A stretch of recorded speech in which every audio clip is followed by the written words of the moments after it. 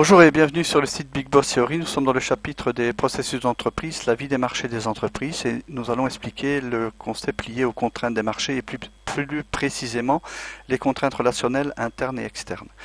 Nous avions vu dans la précédente vidéo les multiples acteurs pouvant imposer des contraintes faisant vraiment pression sur le système organisationnel, parfois même au détriment des besoins réels de l'entreprise. Alors, pour désenclaver le système organisationnel, il sera nécessaire de mettre en place une politique de communication.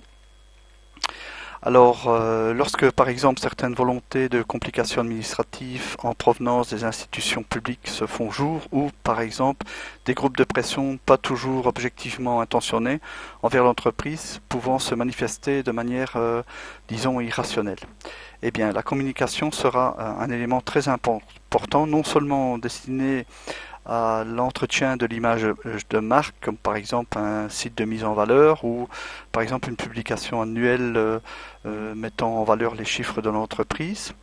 Mais également, cette communication pourra également s'organiser au niveau interne et permettront de au niveau interne, cela sera un véritable instrument de culture et de mise en valeur du personnel et de ses réalisations.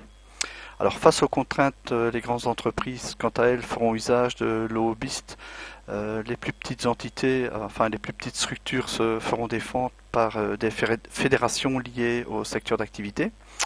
Alors en outre, outre ces vecteurs de, disons, de communication publique dite traditionnelle, énoncés précédemment, l'entreprise devra posséder des plans de communication, disons, de manière à ne jamais être pris au dépourvu, quels que soient les événements auxquels elle pourrait être confrontée.